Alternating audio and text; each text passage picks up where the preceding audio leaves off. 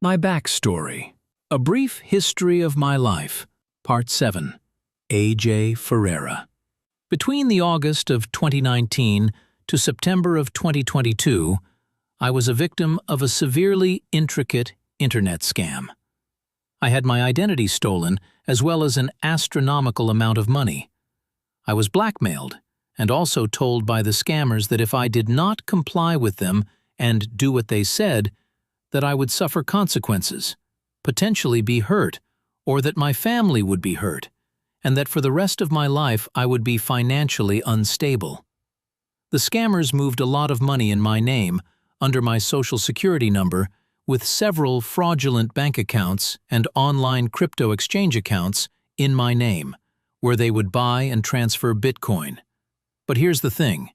When they first messaged me on Instagram, where it all began, they were claiming to be a 33rd degree Master Mason and an initiator into the Brotherhood of the Illuminati, and they were seemingly trying to recruit me as a member before they began asking for money.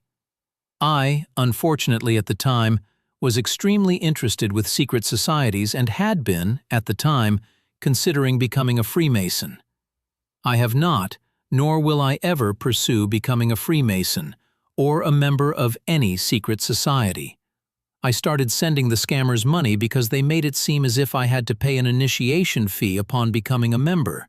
This is how they hooked me. They had me sign documents that they emailed to me, and I printed out to sign and send them back pictures. One document was the Oath of the Illuminati, and the other was another similar document of dedication to the Illuminati. From time to time, the scammers would send me different prayers and mantras, and they would also give me instructions on certain meditations, lighting specific candles, either yellow, red, or blue, or black, or white, and I would do as they instructed, meditating with the candles lit. They would often have me go to different banks, where they had opened fraudulent accounts in my name, and to different places to send money to other people. Also, they opened a line of credit in my name for Best Buy, and they would have me go to Best Buy and pick up laptops, which would then be shipped out to various addresses.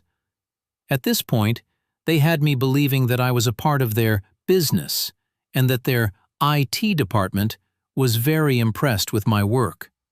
They also had me creating email accounts and financial accounts online, and I would be told to give them my usernames and passwords. Not only that, but they had me creating accounts for other people, using other people's names and information, and if I didn't do as they said, their threats and blackmail continued. These scammers consumed so much of my life from 2019 to 2022, and I was becoming mentally exhausted. One day I decided to block them from contacting me in any way I could, and within an hour, I only had 11 cents left in my bank account. I immediately went to the Windsor Locks police and told them everything that had happened, and I provided them with as much evidence as I possibly could.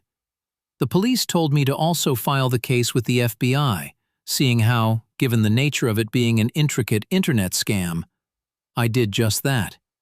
There were at least 30 names that were tied to the scammer chain that I was made aware of. Since that day in September 2022, I still have no knowledge if there has been any arrests or trials, or if the scammers are still out there somewhere, lurking. I have had other instances where scammers have tried to reach me out of the blue, but I now take no chances and block everything. I am aware that my sensitive information, such as my social security number, have been compromised, so I pray that nothing ever happens in the future. These events also made me skeptical if these scammers were just regular scammers or part of the actual organization of the Illuminati, based upon the level of fraudulent activities they were committing and based upon the amount of money they were moving in the bank and crypto accounts that had my name, and from the amount of money they stole from me over those 3 years. They also promised me $1 million in the beginning, and there was a UK Santander account where I could see $1 million available, but I was not allowed to touch it, and I never received more than $1,000 total from the scammers. I look back at this time in my life with a lot of disappointment. I should have transferred as much money as I could to my own bank account and locked them out and kept the money. But money comes and money goes. Such is life. Continue with Part 8 for the rest of the story. AJ Ferreira.